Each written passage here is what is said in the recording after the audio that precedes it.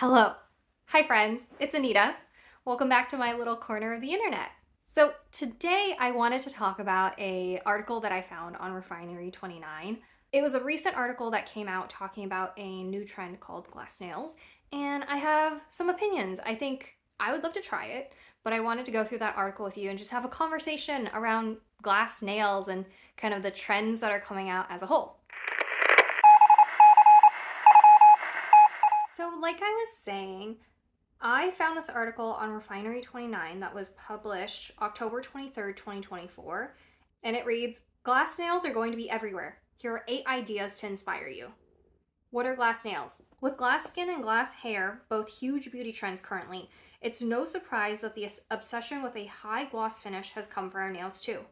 Glass nails are a gel based manicure created by layering products to achieve an extremely high shine and glass like depth and translucency. The intensely reflective finish is undoubtedly the hallmark of this manicure and gives the nails an expensive look, but the popularity of the trend definitely lies in its versatility. So then it goes on to show some examples here of what glass nails look like. This one being a glass cat eye example. Here's a red one where you're seeing kind of some of that movement and it looks red. Very Halloween appropriate, very fall appropriate. They're calling it red wine nails, glass red wine nails. And then here it differentiates what's the difference between glass nails and cat eye nails. Characterized by an intensely high shine effect, experts are referring to glass nails as the new take on the cat eye manicure. Cat eye being magnetic gel manicure that has taken over nail salons in the last couple of years. Like cat eye nails, a magnet is used to shift the polish, but it's concentrated to one side of the nail to create the illusion of light reflecting off a shard of glass. Glass nails also enlist sheer, jelly polish rather than opaque shades. So again, you'll see some of this going on. And this TikTok actually says, come do Korean gel nails or come do Korean glass nails with me. And here are some beautiful examples of what this looks like. Some more examples, a more brown example. This one's a green example. Here's a pearlescent example. This looks like a tortoiseshell example. But all that's to say, glass nails to me just look like velvet nails. You can do this, from what I can see, with any magnetic nail polish and a horseshoe magnet. Overall, I personally love this trend because I am a huge fan of kind of subtle manicures with a pop. Subtle manicures being, if you were to do what this was showing with the pearlescent trend, it's a very neutral color with a pop of something fun. I really enjoy that. However, what I wanted to discuss a little bit more, and one of the TikToks actually pointed it out, was the Korean glass nail trend. This style of nail has been popular in Asia, whether it's Korea, Japan, or China, for years at this point.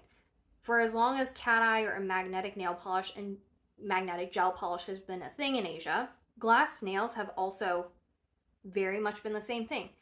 Refinery 29 is literally taking a trend that has existed in other countries for years at this point and kind of using new language to make it seem like it's a thing, like it's a new thing. We saw this happen with the glazed donut nails. We saw this happen with the strawberry milk trend, the blueberry milk trend, the clean girl stick. We've seen this happen over and over again where trends are just made up, kind of. And this is another example. So, again, me being not a huge fan of at-home gel manicures because of the medical complications that could be associated with it if you're not applying it well, if you're getting a lot of just uncured gel on your cuticles or on your skin or on yourself over time.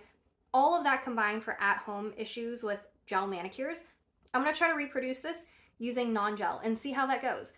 I'll leave a few different examples. I think I personally want to give the One eternity later. that silver one. I think I want to give that silver one a go. Kind of a black background and then silver on top. And it looks like a gray or black jelly on top of it. Or I might give that blue one a try where it looks like blue sea glass. Yeah, let's give it a go and then I will report back. Let's go hunting in my own collection for some of the items we can use to recreate the look. I want a black polish and I have a few options. So I can go with, I have Orly Mind Over Matter. do I want to do the more gray-blue option? No, let's stick to the original here, and let's give Orly Mind Over Matter a try. And then I want a silver magnetic. So this is going to be a really good silver magnetic, and this is just beetles. I think it was Velvet Glow, but that's the actual number. And then I have a few other options here, but these are ones that I have mixed myself. And then for a topper, I have a few options. So I can go with Orly Oasis Jelly. I can go with Smoke Jelly. But I think if I want a super smooth look, I'm going to go for this Asian polish with Shein. A black color, or this black color, this deep purple color, or this deep blue color. So these are going to be my options. And now you get voiceover, Anita. So here we have Cuticula's base coat and top coat, a 30-pound horseshoe magnet, Orly's Mind Over Matter, Beetles Velvet Glow, I believe, and then our With Shein Jelly Polish here. And those are all the materials we'll be using for today's experiment. Here I am just filing and shaping my nails, getting them ready for the polish that's going to be applied relatively soon.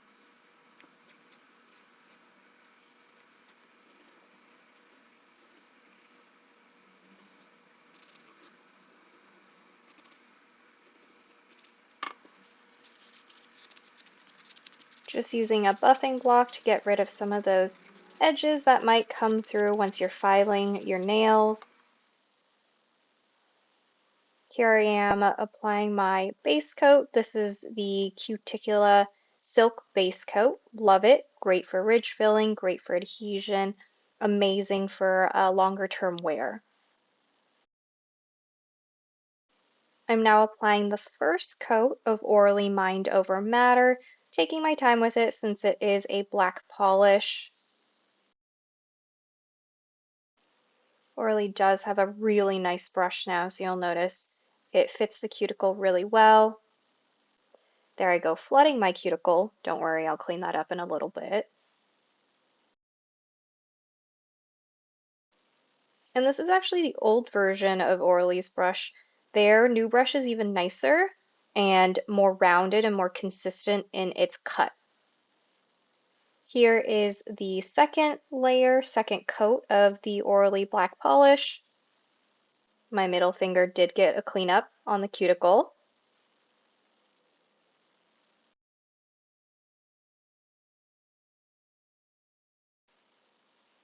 And now I'm applying the layer of the magnetic polish.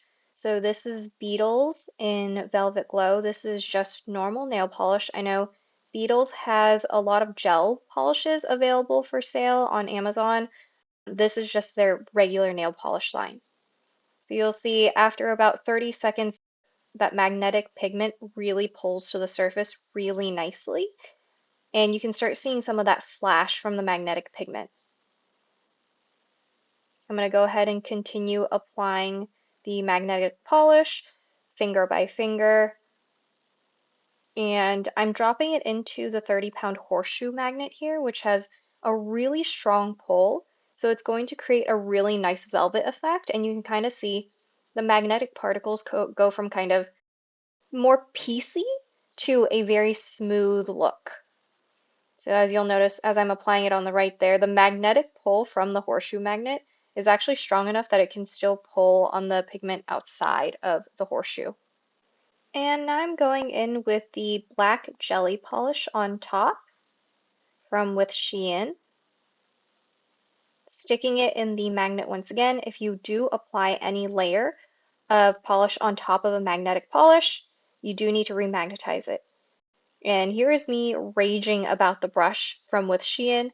It's a lovely polish, really like the formula, really smooth, levels out super well.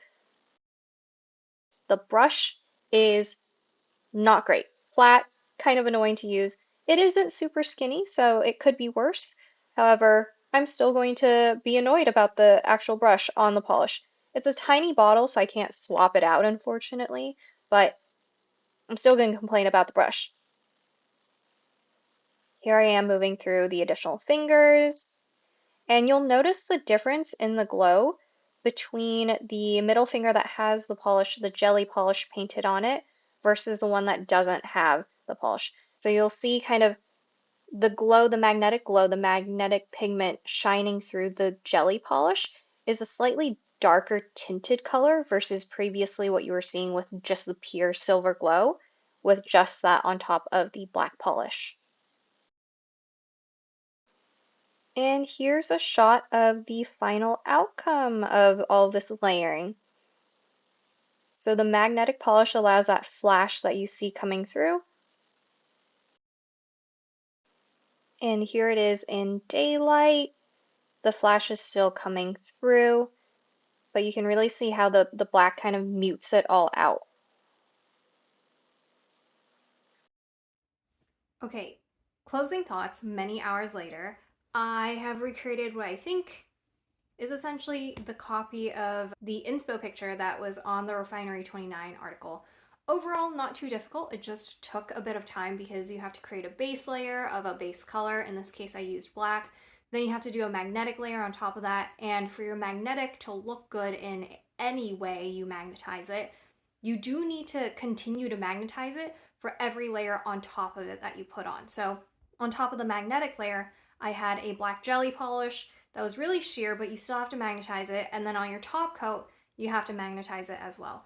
In terms of overall time, this took me about 2 hours to get done for my entire two hands. Not difficult, but just a really time consuming process because you are working with magnetics here.